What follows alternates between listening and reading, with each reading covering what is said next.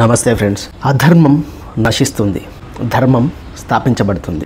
ఎప్పుడైతే అధర్మం పెరుగుతుందో అప్పుడు ధర్మ సంస్థాపనకి దేవుడు దిగి వస్తాడు. ఇప్పుడు కూడా వచ్చాడు. ఏ రూపంలో తెలుసా? ఒక రోబో రూపంలో వచ్చాడు, ఒక ఏఐ రూపంలో వచ్చాడు. అల్బేనియా అనే ఒక చిన్న దేశం ఉంది. ఆ దేశంలో క్యాబినెట్ మినిస్టర్గా డయోలా అని చెప్పి ఒక లేడీ రోబోని నియమించడం జరిగింది. ఎందుకు నియమించారు ఆ రోబోని అంటే, ఆ రోబో చాలా తెలివైనది, అత్యంత సమర్థవంతమైనది, చాలా ఫాస్ట్గా క్విక్గా డెసిషన్స్ తీసుకోగలదు. దానికి ఏ పక్షపాతం ఉండదు. నా కులం వాళ్ళు, నా మతం వాళ్ళు, నా ఊరి వాళ్ళు, మా కుటుంబ సభ్యులు, ఇట్లాంటివేం ఉండదు. దాని తర్వాత ఆ రోబోని ఎవరు ప్రలోభ పెట్టలేరు, లంచం ఇస్తా అని చెప్పి ఆ రోబో దగ్గరికి వెళ్ళి అడగలేరు. అది ఎవరికి భయపడదు. నేను చంపేస్తా, నీ ఫ్యామిలీని చంపేస్తా అంటే అది లొంగదు. కాబట్టి సమర్థవంతంగా పాలించగలదు.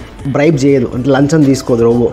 లంచం తీసుకోవాలి, మా తరతరాల ఆస్తులు కూడా పెట్టుకోవాలి, నేను మంచి బట్టలు కొనుక్కోవాలి, మంచి కారు కొనుక్కోవాలి, ఇట్లాంటి పర్సనల్ ఇంట్రెస్ట్లు ఏవి రోబోకు ఉండవు. కాబట్టి సమర్థవంతంగా పాలించగలదు, సమర్థవంతంగా నిర్ణయం తీసుకోగలదు. అందుకని ఆ దేశ ప్రధాని చాలా తెలివిగా ఆలోచించి ఒక రోబోని క్యాబినెట్ మినిస్టర్గా పెట్టడం జరిగింది.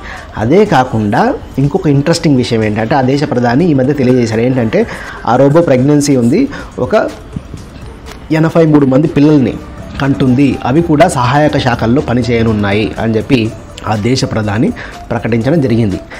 అవి క్యాబినెట్ మినిస్ట్రీలో ఉండి అవి కూడా అద్భుతమైన సలహాలు ఇస్తాయి, అద్భుతంగా పనిచేస్తాయి, అద్భుతమైన పాలన జరుగుతుంది.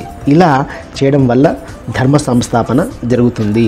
అధర్మిక నాశో, సత్తిక స్థాపో, అది ఈ రోబో వల్ల జరగనుంది. అలా భవిష్యత్తులో ఆ దేశంలో వచ్చిందంటే ఆ దేశాన్ని ఆదర్శంగా తీసుకొని ఎన్నో దేశాల్లో కూడా అలాంటివి రాబోతున్నాయి. మన దేశంలో కూడా భవిష్యత్తులో వస్తుంది. ఆల్రెడీ న్యాయ వ్యవస్థలో అయితే ఆర్టిఫిషియల్ ఇంటెలిజెన్స్ ఎంతో అద్భుతంగా పనిచేస్తూ ఉంది.